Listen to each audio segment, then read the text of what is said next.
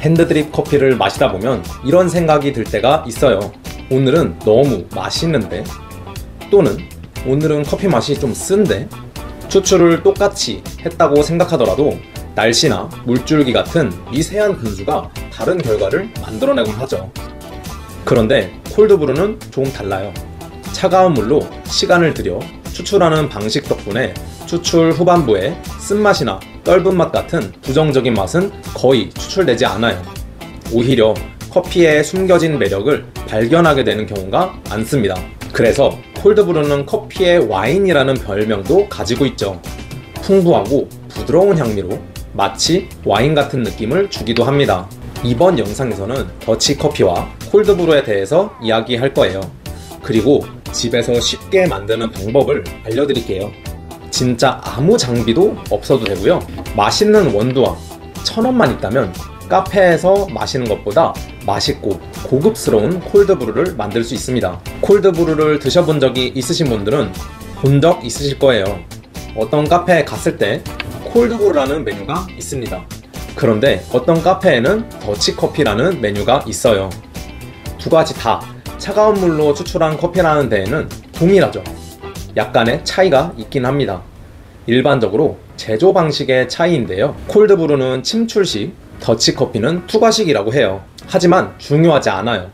최근에는 이런 구분 없이 콜드브루로 불리곤 하죠. 그래도 조금 차이를 얘기해보자면 침출식은 차 티백을 우리는 거라고 생각하시면 돼요. 원두를 물에 넣으면 커피의 맛과 성분이 물로 이동하는 확산작용이 일어나서 커피가 만들어지죠. 투과식은 에스프레소를 추출하는 것처럼 원두에 물을 통과시키는 방식이에요. 새로운 물이 계속해서 원두를 통과하면서 침출식 대비 고농도로 추출할 수 있죠. 사실 맛적으로 보면 투과식이 더 우월합니다. 하지만 일정한 물의 흐름을 유지하는 게 손이 많이 가요. 물이 막히는 경우도 생기고 물이 떨어지는 속도가 달라질 수도 있죠. 그래서 제가 알려드릴 방법은 침출식 콜드브루예요. 너무 간단하고 특별한 도구도 필요 없어요. 다이소에서 육수를 우릴 때 사용하는 다시백 1000원이면 구할 수 있어요. 여기에 원두를 넣어서 찬물을 넣고 약 24시간 후에 원두를 빼주면 끝이에요. 일주일치 미리 만들어두기만 하면 언제든 커피를 마실 수 있죠. 그럼 이제 콜드브루를 만들어 볼까요? 먼저 커피는 분쇄해서 준비해주세요. 분쇄도는 원두의 특성이나 이 로스팅 정도에 따라서 달라요. 일단 내려보시고 드셔보시면서 원두에 맞게 분쇄도는 조정해주시는 게 좋아요. 저는 매일 마시기 좋은 고소한 맛과 향의 미디엄 로스팅 원두를 준비해서 핸드드립보다 더 가늘게 분쇄했어요.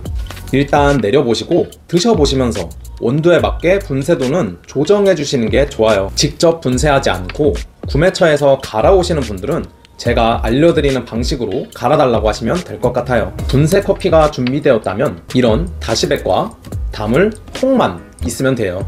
다시백은 안에 내용물을 넣고 뒤집어서 커버를 내려주는 식으로 사용하는데요. 다시백에 커피를 한번 넣어줄게요. 이렇게 커피를 먼저 넣어주시고요. 뒤집어서 커버를 한번 씌워줄게요. 이렇게 한번 넣어주고 커버를 씌우고 한 번 더 넣어주세요. 한 겹으로 사용하면 커피 가루가 빠져나올 수 있어요. 이렇게 두 겹으로 해주시면 됩니다. 그리고 침출식 콜드브루에 필요한 커피와 물의 비율에 대해서 알려드릴게요. 커피 1g을 기준으로 물을 10g에서 15g 비율을 사용하시면 돼요. 일단 빈 용기에 물이 총 얼마나 들어가는지 확인해 보세요.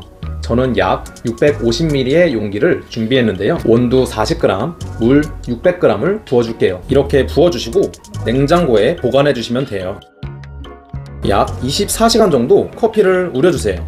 처음엔 어떤 상태가 가장 맛있는지 12시간쯤에 한번 드셔보시고 24시간쯤에 또 드셔보세요. 이거는 12시간 정도 지났는데요. 이런 식으로 커피가 우러나오게 됩니다. 이 다시백에 있는 커피는 절대 짜지 마시고 살살 들어서 커피만 빼주세요. 다시백 자체가 미분을 못 걸러내기도 하고 괜히 짜다가 터지면 걸러내기 골치 아파요. 이렇게 추출한 커피는 꼭 냉장 보관해주세요. 보통 추출하고 7일 안에 드시는 걸 권장해요. 차갑게 드실 때는 얼음잔에 그대로 타주시고, 좀 지나니까 물을 약간만 타주셔도 좋아요. 그리고 콜드브루지만 따뜻하게 드실 수도 있어요. 이걸 중탕으로 끓여주면 가장 좋지만 전자레인지가 가장 만만하죠. 너무 팔팔 끓여버리면 기껏 만든 커피에 향손실이 오니까요, 따뜻할 정도로만 데워서 드셔보세요. 콜드브루를 차갑게만 먹는다는 건 고정관념이에요. 따뜻한 것도 매력 있어요. 이렇게 집에서 맛있게 먹을 수 있는 커피로 콜드브루는 생각보다 간단하죠. 여러분도 꼭 시도해보시고 그 경험을 댓글로 공유해주세요. 커피 취향은 정말 다양하니까 여러분의 이야기가 다른 사람들의 커피까지 더 풍성하게 만들어줄 거예요. 콜드브루는 도구가 필요 없는 만큼 더 맛있는 원두를 준비해보면 좋겠죠? 고정 댓글에 있는 영상은 맛있는 원두를 고르는 가이드를 알려드리니까 아직 못 보신 분들은 꼭 참고해보세요.